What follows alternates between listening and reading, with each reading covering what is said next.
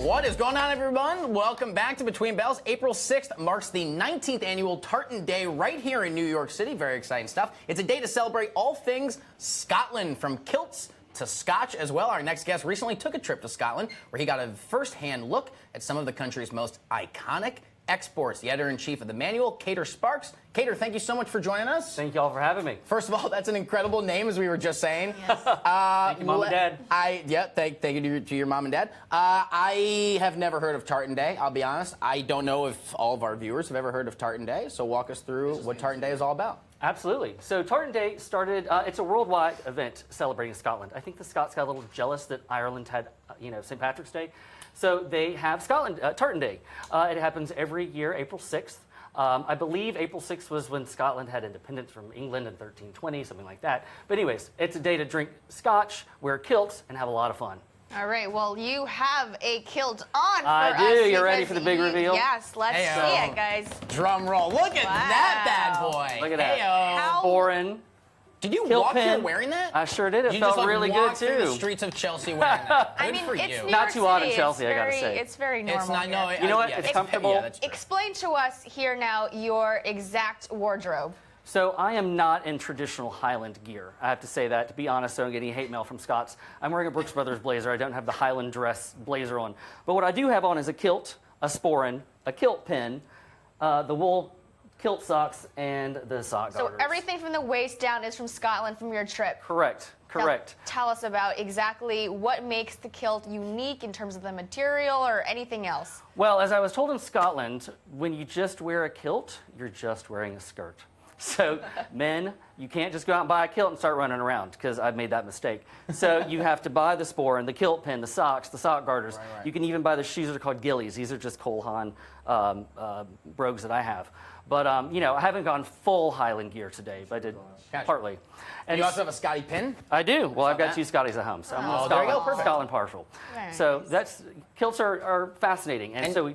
I was going to say, what's the little pouch satchel thing called? So this is called a sporran. a sporran. fanny And what pack. is the fanny pack? And Fanny what pack, that's what what goes it in is. the- is that for like your tiny bottle of scotch when you go out to That's celebrate for your Tartan wheat Day? dram, and for anything else, you got to keep around and like immerse. It's a merce. Scottish merce. Scottish merce. But there's no pockets awesome. in a kilt, so just pleats and belts. Wow. And we just wrote a great article about how to wear a kilt. Never wear the pleats in the front. Always have to wear the sporran.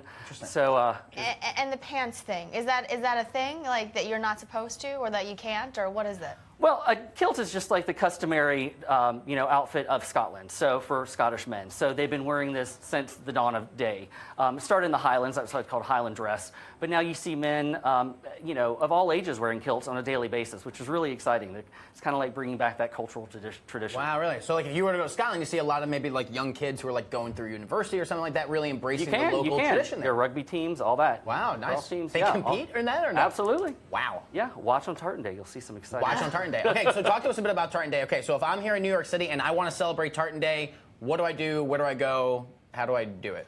I would look on Tartan Day. I believe it's tartanday.com. I'm not a representative of Tartan Day. Okay. But there's a lot of fun events going on. There's a Tartan Day parade. I believe there's a Scotty and Westie parade of dogs, which I'm kind of excited about. All sorts of things around town. So I would Google and see what's happening because lots of exciting events. We're having a private event with the Macallan to launch our Scotland pages. We did 20 articles about our time in Scotland.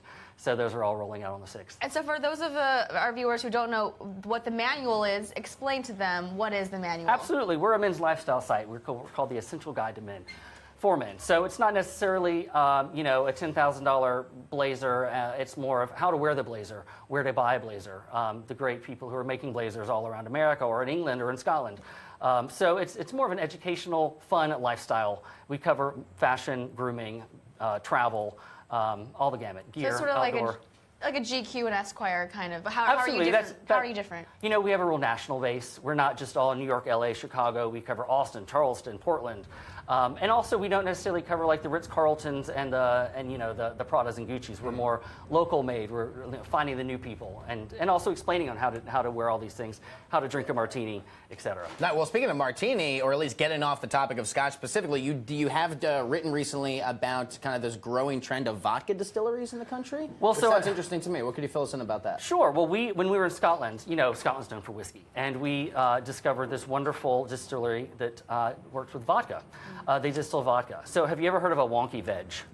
No. Probably not. have. So, in the UK, vegetables that aren't great for the grocery store, that don't look perfect, they get chucked. They're called wonky veg.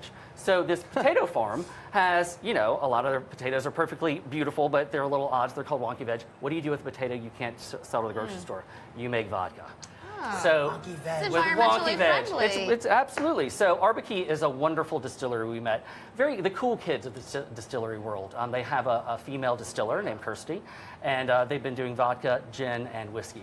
And That's doing awesome. a great job. I want to name my firstborn child a wonky veg and put him in a kilt. It's That a good sounds hashtag. awesome to me. I feel bad. Hashtag wonky veg just in time for Tartan Day. Oh, that's Feel awesome. bad for your child and wife. Yeah, me too. So wait, how does it taste though? Does it taste the same as regular vodka? It does. It's a potato-based vodka. Right. But what they've done as well is they grow everything on their farm, so it's very farm to bottle as they call it. So they started growing some peppers. They have a pepper-infused vodka, which is very good in a Bloody Mary. Okay. Oh, nice. Wait, was this your first trip to Scotland? It was not. It was probably my fifth. But this Oh, was, wow. Oh, this you're was a my regular. most in-depth trip to Scotland. Go ahead. No. I just finished your thought. If you. Yeah, no, we spent a week in Scotland going from Edinburgh all the way up to the Highlands, visiting Harris Tweed, and then to St. Andrews Golf Course, and all the way down. Did you play? We did not play. I would love to play St. But we were there for St. Andrews Day, which was a lot of fun. St. Right. Andrew's Day. was Okay, a day. cool. Nice. Yeah. Lots of kilts, I would assume. Lots of kilts. That's awesome. And speaking of the kilts, going back to the kilts themselves, the Harris Tweed is like a very specific type of wool. Does it have to be made from Harris Tweed, the kilts? No. I mean, there's 1,000 different ways to make a kilt. As we know, the utility kilt is a big thing these days. But Harris utility Tweed is kilt? just, it's a kilt that you can, Pockets? has like a cargo short Oh, of really? kilt. It's like a fake Not kilt. one of my favorite things, but they're out there. Right. But Harris Tweed, it is my favorite cloth. We call it the manliest cloth on earth. Because it is made in Scotland, it's made in it's Outer Hebrides, which I kind of call the Alaska of Scotland. It's way up there at the top of Scotland. And what's so cool about Harris Tweed, it's been around since the 1800s, and it's only made in people's homes. So anything you have of Harris Tweed has been made in a weaver's cottage at someone's home, which then is sent back to Harris Tweed, inspected, and then sent out around the world to be made into. That's amazing. That's amazing. Do you have any plans to go back to Scotland in the next year?